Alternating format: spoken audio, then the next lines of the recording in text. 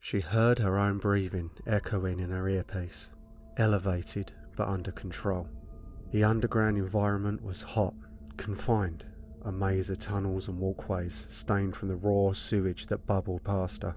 You had to go carefully on the narrow ledges, stay pressed to the curved brickwork, watch the algal smears underfoot that made every surface slippery as glass.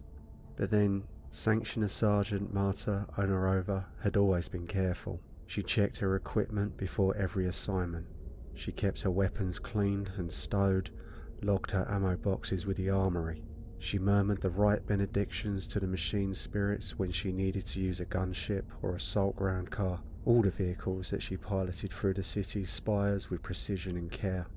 Her armour was in peak condition, responding to her movements silently and without lag. It paid off, all that work, once you were on mission.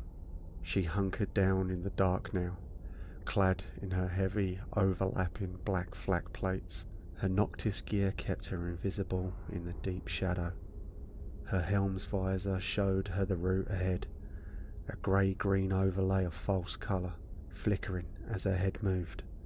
In her right gauntlet she clutched a slender service las pistol, quiet but punchy. Her left hand was free, but stayed close to the cluster of blind grenades at her belt.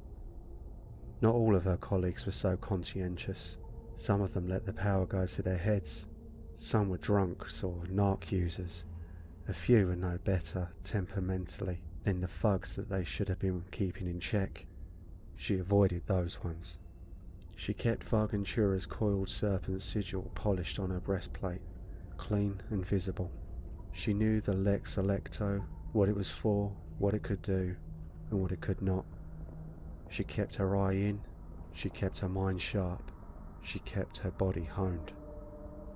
Out of habit, she activated her augmetic iris's translexor function. "Targets located." She half rose, edging forward, keeping her sidearm held in front of her.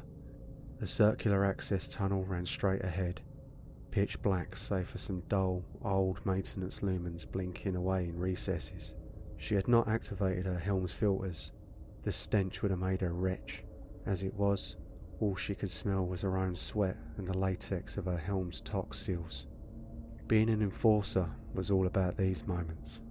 Alone in the dark, free from the nagging interference of the command bastion. Just a single weapon, just a single target. So much of the rest of her work was done in squads, crowd culls, rabble cleansing, cult breaking in grimy habs full of grimy people. This, here, was what she joined for, the quiet hunt. Though the detection cadres, the probators, the analysers, thought of sanctioners as dispensable gristleheads to be wheeled in when the need for a little violence became pressing. Onarova had never thought of herself like that. She was a professional. Everything was in place, all the tools out and ready. It had to be clean, in and out, job well done. Take some pride, take some care. She reached an intersection. A large sewer ran left to right, its roof soaring into a Gothic arch, its floor lost under the foaming effluent. She was a long way down, far under the tangle of transitways, hab blocks and landing stages that made up Vargantura's titanic sprawl. From the right came a faintest blush of light picked up by her helm, isolated and analysed as hand lumens moving jerkily. They were carried by her targets, and there was no reason for them to suspect she was coming for them.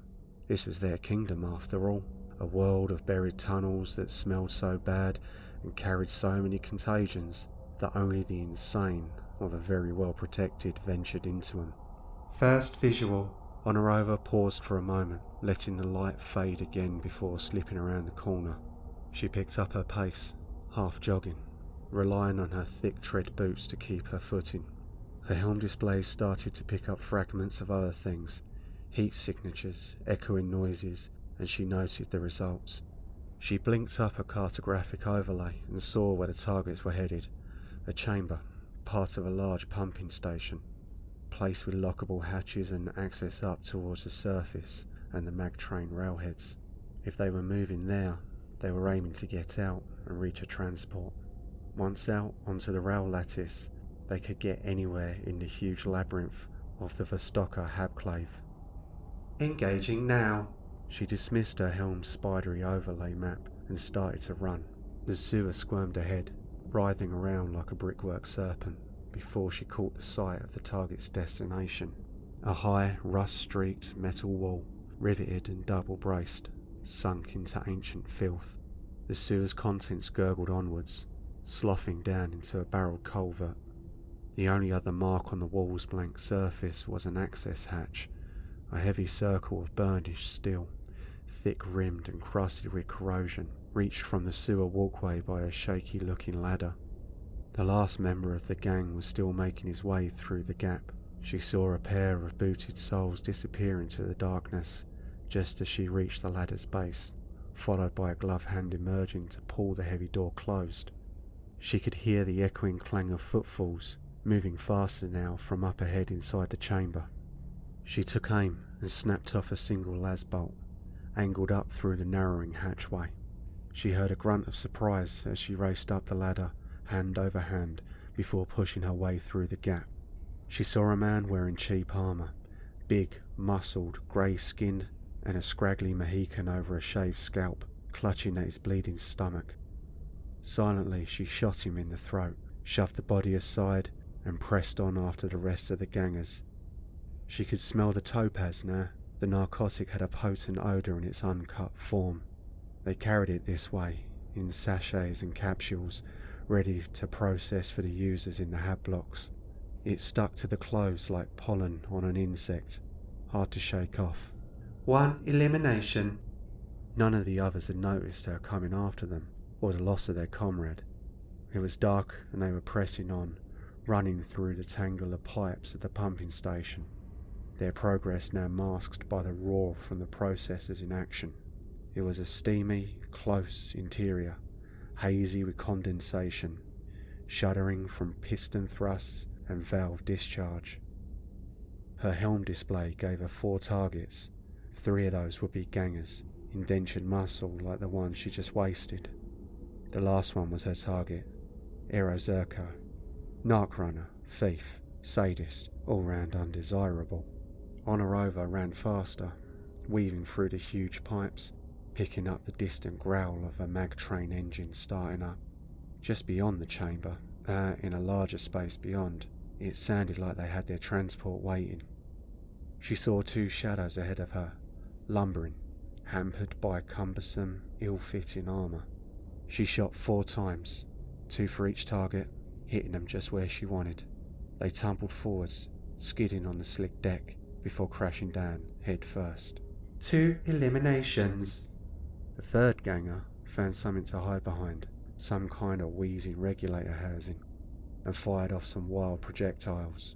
By then, she'd already dropped low and scampered into cover, the bullets smacking into a bunch of overhead pipes.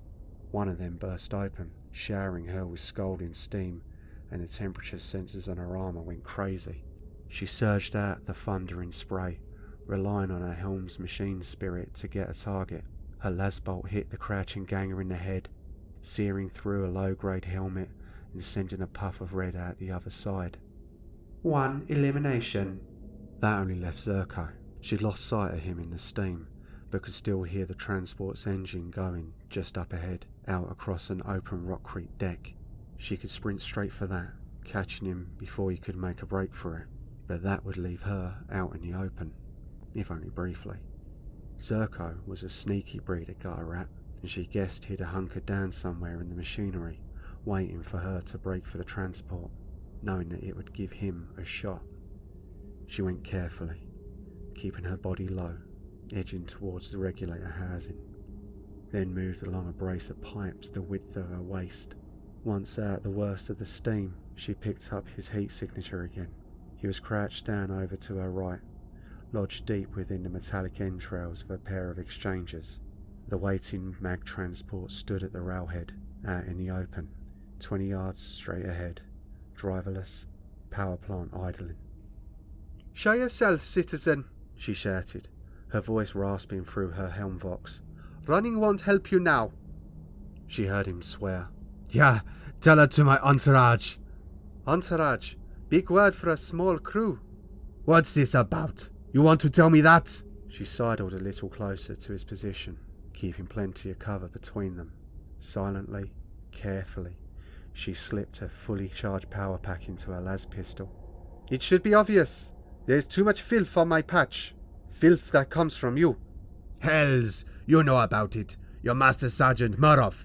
Ask him how it works. He knows. I already did. You think we don't talk? Zerko swore again. This time he sounded jumpier, like he was thinking about making another break for it. This is Zone Aleph, Vostoka, grade 7s, he said. The hovels, the shit heaps, my kind of concession. She sidled a little closer, trying to gauge which way he'd bolt. Go left, he'd only have a few yards to cover, but he'd be exposed. Go right, and he'd have to go through a nasty mess of hissing engine workings before getting out, slowing him down. She only needed one shot. His clothing didn't look like it hid any decent armour underneath. Then you'll have permits, she said. He laughed. Permits? For this stuff? Exactly. I get bored of carting the bodies away, Arrow. I feel the need to clean things up. You know my name? I know plenty about you. Then he bolted, bursting from cover, heading left, racing for the transport and freedom. She'd guessed he'd go the other way, so had to compensate, shifting her weight to one side and taking aim. She loosed 2 las bolts. One missed, the other sliced through his thigh, and he hit the floor with a thin wail. She emerged from cover herself, walking up to him as he lay on the deck, writhing. She shot him in the other leg, just to be sure, kicked away the combat knife he'd drawn, then lowered herself, kneeling into the small of his back. She sniffed. I can smell it on you, she said softly. It never gets less disgusting. Zerko stopped squealing, teeth gritted. He tried to lift his head, only giving up once the las pistol muzzle landed against his temple, pressing down. I've got friends down here, he grunted. You don't have any friends, Arrow. He rolled his eyeballs to look up at her. I had an understanding. Not from me. So what now? You'll go back to Murov?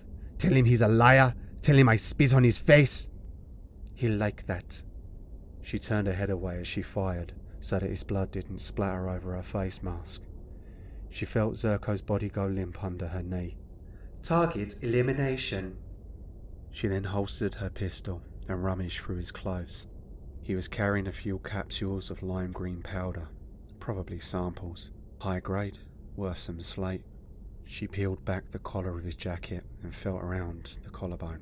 The telltale bulge of a subdermal augmetic caught her finger. She reached for a knife and cut it out. It would be a comms node, something like that. Once cracked, it would give up more contact details, exposing his network of suppliers and buyers. Then she worked her way down, going methodically, looking for more. She didn't find much. A data slug, another knife, some physical slate credits wrapped up in a greasy paper sleeve. She sat back on her haunches. It was all rather pathetic. No one made a fortune dealing topaz in the Habclave underwarrens. The ones turning slate were a long way away, protected by private armies and fortified spires. For all the misery Zerko had caused, for all the lives wasted and violence inflicted, he was still a scruffy urchin, able to count on only a few gangers in poorly fitting armour, vulnerable to elimination from anyone in the grade 7s with a decent crew. No doubt he'd dreamed of rising up the ladder quickly. That's why he'd been throwing his weight around, getting people killed, making enemies. Left alone, he might have become a bigger problem, so she hadn't left him alone. Honorova got up, brushed herself down, pulled out a sealed bag for the evidence, and stowed it at her belt. She then walked over to the mag transport, still pumping out fumes.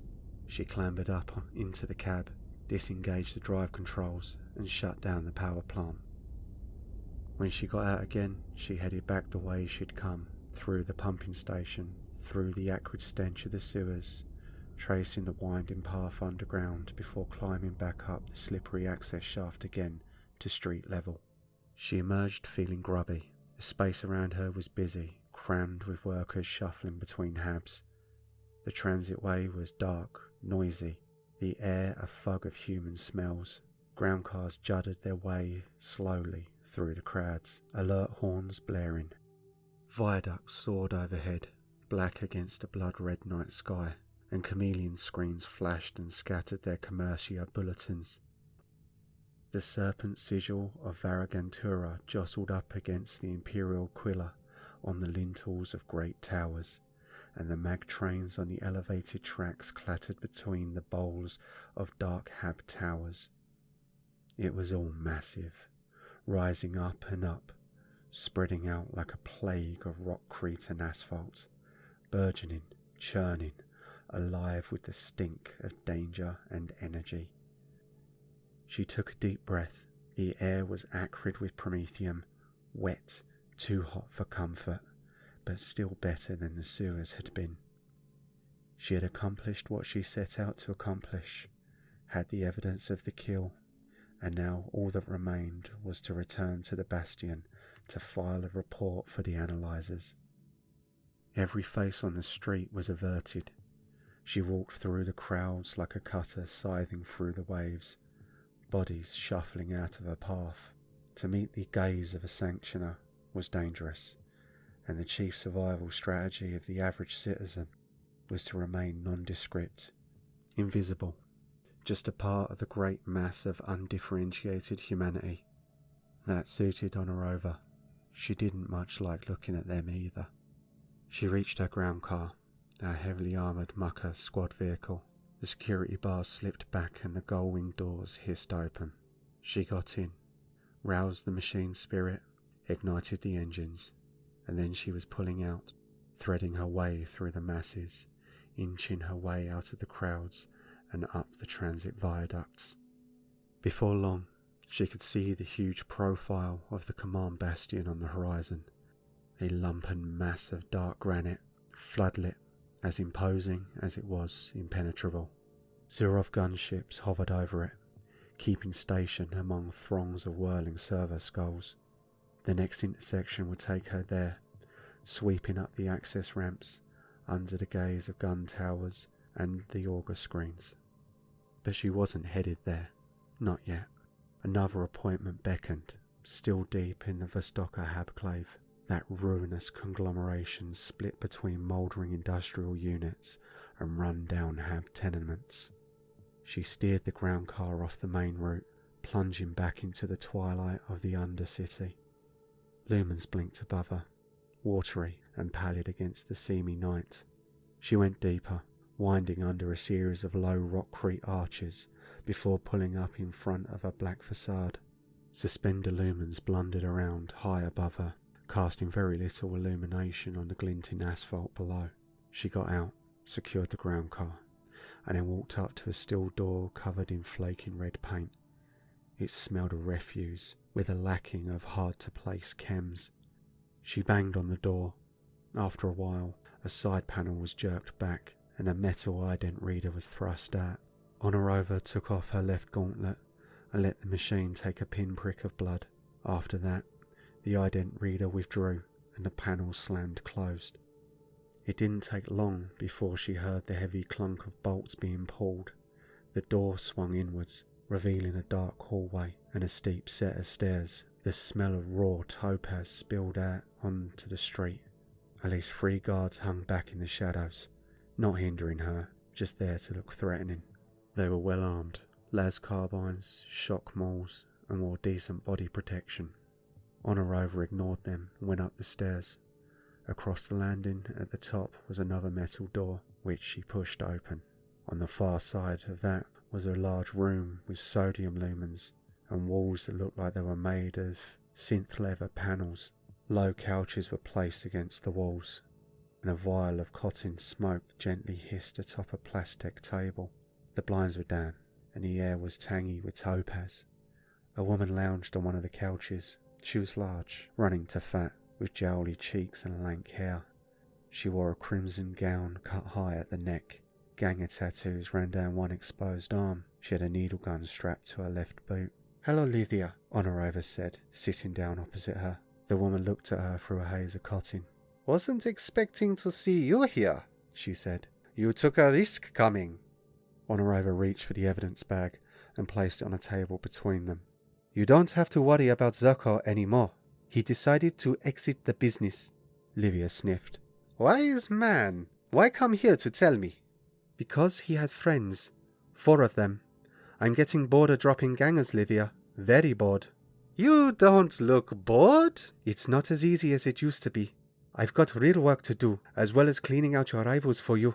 Livia gave her a sour look. I see. More slates, that it? It would help. Keeping all of this quiet, keeping Morov out of the loop, it takes effort. For a moment, it looked like the woman might refuse. Eventually, though, she nodded. Honorova felt a twinge under her eyeball as her iris processed the payment. 15%. That would do. Thanks, she said, getting up, leaving the evidence bag on the table. There'll be things in there you'll want to read. Livia didn't look up. You should be careful, Enforcer, she said. Don't get too many ideas about how this works. That's the route to trouble. Honorova was already walking out. I never get too many ideas. I'm just a muscle, see? And then she was heading back down the stairway. She kept tabs on her gangers in the hallway, where they did nothing but glower at her. She got out, headed to her ground car, got in, locked it. For a moment she sat in the pilot seat, looking out at the forest of hab towers ahead, half lit by scatters of lumen points, piled atop one another, buzzed by clouds of atmospheric flyers and servo skulls. Under every one of those towers was a basement level, and then an underwarren, going deeper, getting darker. She knew too many of them. After a while it felt like you lived in those places. Maybe they left a stain. After a while, maybe that would be hard to rub off when the time came. She started the engines. Once the ground car was moving, she activated her tracker scrubbers, removing all trace of her activities from her mission cogitator and translexer. Once back at the Bastion, she'd file the usual reports: crowd culls, rabble cleansing, cult breaking in grimy habs full of grimy people. She'd do it carefully, covering her tracks, not making it look too clean, just enough to keep Morov's eyes elsewhere. It was what you needed to do. It was how it was. How it had always been. Livia knew it. Zerko, for all his protestations, had known it. A sergeant's stipend barely covered basic food rations. This was how you made a living. It was dangerous, of course. Everything was dangerous. But Honorova did things properly. She was careful. The model of a Sanctioner sergeant. It had to be clean, in and out, job well done. Take some pride, take some care. She drove hard then, out into the night, back up into the heart of the city. Overhead, where a transit overpass crossed the heavy arch of a mag train route, the serpent sigil of Varagantura glinted in the darkness, just like the one she wore proudly on her chest. She passed under its gaze, smiling, already thinking about how she'd spend the slate.